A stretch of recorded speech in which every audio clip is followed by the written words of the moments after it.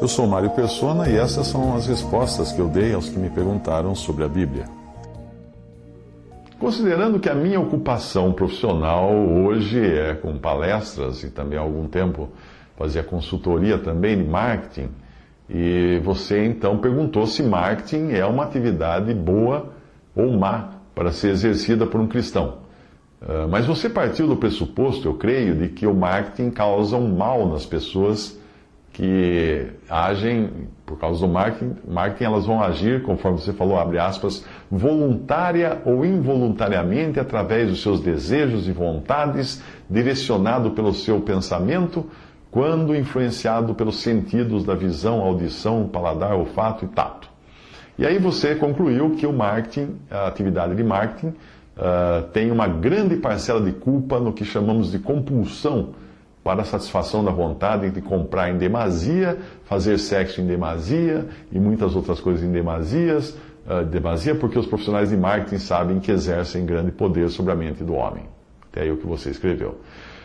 Bem, considerando estas e outras afirmações do seu e-mail, provavelmente você esteja confundindo marketing com propaganda, não é? Marketing não é propaganda. A propaganda é apenas uma das ferramentas do marketing.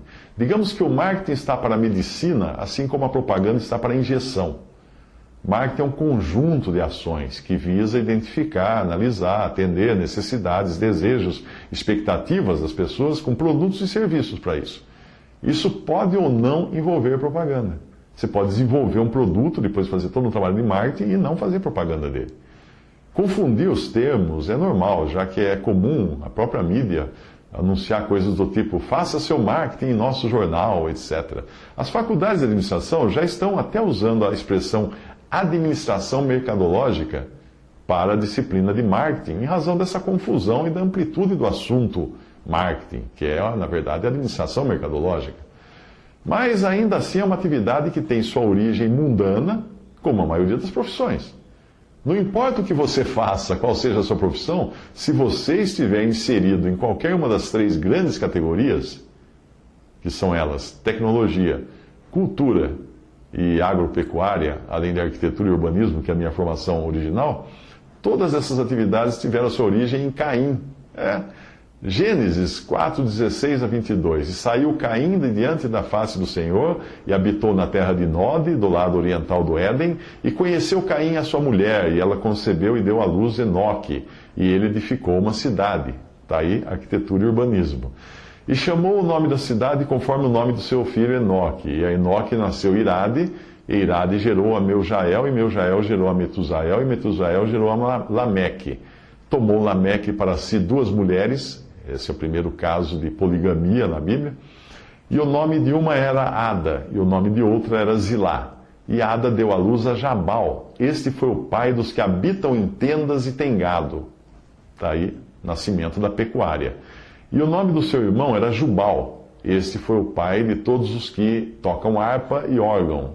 Aí o nascimento das artes e da cultura. E Zilá também deu à luz a Tubal-Caim, mestre de toda a obra de cobre e ferro. Aí você tem a tecnologia. E a irmã de Tubal-Caim foi Noema. Aparentemente, a pecuária, não com a intenção de comer a carne do animal, mas apenas de beber seu leite, já era praticada por Abel e, portanto, talvez não se enquadre nesta classificação como se enquadram as outras atividades desconhecidas antes de os descendentes de Caim se tornarem pais daquilo que eles praticavam. Resta, portanto, a agricultura como atividade original para o ser humano, porque esta foi ordenada por Deus ainda lá no Jardim do Éden. E ao longo das eras, nós vemos a humanidade e o próprio povo de Deus se engajando em atividades profissionais que não eram divinas na sua origem, como a construção da cidade de Jerusalém. O primeiro a construir uma cidade foi lá atrás, né? Veio de Caim. Enoque, aliás, filho de Caim, que construiu a primeira cidade. Generalizando, nós podemos dizer hoje que todas as atividades profissionais trazem em si a marca de Caim e do mundo. E o próprio dinheiro que nós ganhamos com o nosso trabalho é chamado de riqueza da injustiça pelo próprio Senhor Jesus. Já que não precisamos rastrear muito dinheiro, que a nota que nós temos no bolso, para descobrir que ela passou por lugares e atividades pouco recomendáveis. Todavia, o Senhor não culpou o dinheiro como sendo a raiz de todos os males, mas culpou o amor ao dinheiro, que é a avareza. O que equivale a dizer que o problema não está fora de nós, mas está dentro de nós. Qualquer que seja profissão, dinheiro, o problema é sempre dentro de nós. Já que nem precisava explicar muito que o que está fora de nós é naturalmente do mundo, por conseguinte, é de origem não divina. Mas mesmo considerando as invenções de Caim, como cidades, agropecuária, cultura musical, tecnologia, é provável que o problema não esteja nestas coisas em si, mas em quem as criou e na finalidade delas. Nós vemos mais tarde Deus ordenando aos israelitas que construíssem cidades. E o próprio Deus colocou o seu nome numa cidade que ele escolheu, Jerusalém. No final, nós vemos também uma cidade descendo do céu, a Nova Jerusalém. Portanto, cidades não são ruins, mas o objetivo dos homens que as constroem para perpetuar o seu nome no mundo, aí é outra história. O mesmo se pode dizer da cultura e da tecnologia, já que Deus introduz cânticos e instrumentos musicais na adoração de Israel, do judaísmo. E Deus desejava que se buscassem homens hábeis em tecnologia para construir tanto o templo de Jerusalém quanto os utensílios do templo. Ele pede que fossem pessoas hábeis. Até mesmo Jesus deve ter sido um carpinteiro durante boa parte da sua vida aqui nesse mundo. E para isso ele precisou conhecer o uso de ferramentas, de técnicas de comercialização, olha o marketing aí, para poder vender os seus produtos, olha o marketing aí. Mas de uma maneira geral, o que nós vemos no mundo foi criado pelo homem não para exaltar a Deus, mas para si mesmo, para exaltar o homem. E daí a exortação contra nos apegarmos a essas coisas. Em 1 João 1, 15 a 16 diz, não ameis o mundo, nem o que no mundo há. Se alguém ama o mundo, o amor do Pai não está nele, porque tudo o que há no mundo, a concupiscência da carne, a concupiscência dos olhos, a soberba da vida, não é do Pai, mas do mundo. Isso demonstra que nós granjeamos, negociamos, obtemos riquezas da injustiça enquanto estamos no mundo, mas sem sermos do mundo e sem nos deixarmos levar por essas coisas, sem fazer com que essas coisas sejam o norte e a razão da nossa vida. O cristão sabe muito bem que não deve adorar Mamon, mas ele deve adorar a Deus. Todavia, quando você fala de capitalismo exagerado, como você falou no seu e-mail, fica difícil definir o que é exatamente esse capitalismo exagerado para você e como você estaria isento dessa prática. Se você for um comerciante, um funcionário público, um bancário, um médico ou qualquer profissional, é provável que tenha os seus limites dentro da sua prática profissional, mas você não estará livre de ter contribuído para uma cadeia de eventos que, obviamente, levará ao que você descreveu como uma das razões da ruína de Babilônia no livro de Apocalipse. A menos que alguém viva numa caverna, no alto de uma montanha, essa pessoa estará contribuindo de uma forma ou de outra para essa cadeia comercial do capitalismo, que inclui práticas honestas e desonestas. Cabe a cada um, dentro das limitações da sua atividade, agir de forma honesta e consciente e depender da graça de Deus para a sua salvação e de forma alguma achar que as suas práticas honestas valerão pontos para tirá-lo debaixo da maldição do pecado que recai sobre todo ser humano, seja ele honesto ou não. O que, evidentemente, só pode ser conseguido pela graça de Deus e pela fé em Cristo e na sua obra substitutiva e expiatória na cruz. Mas vamos voltar ao marketing. Sim, trata-se de uma atividade que trabalha com as próprias origens da concupiscência humana. Sim, é uma verdadeira pólvora se ela for usada de forma errada. A primeira pessoa a lidar com isso foi a serpente, no Éden, quando ele tentou Satanás, tentou Eva. E a tentação encontrou resposta no coração de Eva. Gênesis 3, versículo 6, e viu a mulher que aquela árvore era boa para se comer, agradável aos olhos, e a árvore desejável para dar entendimento, tomou do seu fruto, comeu, e deu também a seu marido, e ele comeu com ela. Agora compare Gênesis 1, essa passagem de Gênesis 3, né?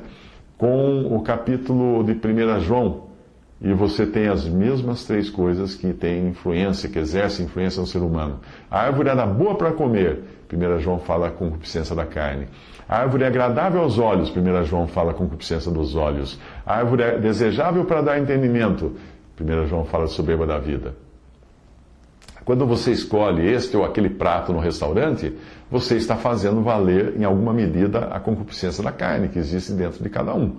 Quando você se veste bem para impressionar os outros, está querendo, talvez até inconscientemente, ativar a concupiscência dos olhos das outras pessoas. Quando você elogia o seu filho porque passou no primeiro lugar nos exames e ganhou uma medalha, ou apareceu primeiro na lista no vestibular, pode ter certeza de que a soberba da vida estará dando saltinhos de alegria dentro do seu filho. Ele vai se achar o tal. Negar isso é negar a própria urdidura da natureza humana e querer colocar à parte, querer se colocar, se posicionar fora da humanidade caída.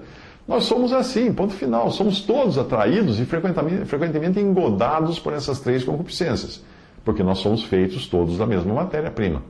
O cristão não está livre disso, ele apenas tem em si uma nova natureza que pode enxergar com outros olhos essas coisas, sabendo que estão bem ali dentro de si e que fazem parte de todas as atividades humanas, eu disse todas. E aí o cristão pode agir de modo diferente para ser luz e sal nesse mundo. E o marketing? Bom, o marketing, quando identifica, analisa e atende necessidades, desejos e expectativas no ser humano, ele está trabalhando dentro do âmbito da natureza humana, tal como ela é. Desejosa de dinheiro para alimentar a sua carne, o seu corpo, desejosa de prazer para agradar os olhos, desejosa de prestígio para alimentar a sua soberba. A mãe promete para os filhos: quem obedecer ganha um doce. Sem saber, ela está fazendo o quê? Um apelo à carne dos filhos. Quem fizer o desenho mais bonito vai passear. Muito bem, você vai ganhar a fatia maior porque acertou todas. Percebe como nós fazemos marketing o dia todo sem perceber isso? Nós identificamos necessidades, desejos e expectativas das pessoas e atendemos isso de uma maneira melhor que pudermos. A fronteira entre agir dentro daquilo que é natural e ético é muito tênue. E aí entra o papel do cristão que atua em marketing. Assim como o cristão bancário, o cristão médico, vendedor, engenheiro, funcionário público, etc., ele vai ter que fazer diferença dentro da atividade que ele faz, que tem o lado bom e o lado ruim dela. Que ele terá que identificar que as pessoas querem um macarrão vitaminado para a subsistência do seu corpo de carne, que elas querem uma embalagem bonita para os seus olhos, e elas querem um nome italiano no macarrão para parecer algo chique e importado. Isso é algo que está perfeitamente dentro da atividade de marketing e de qualquer outra atividade profissional.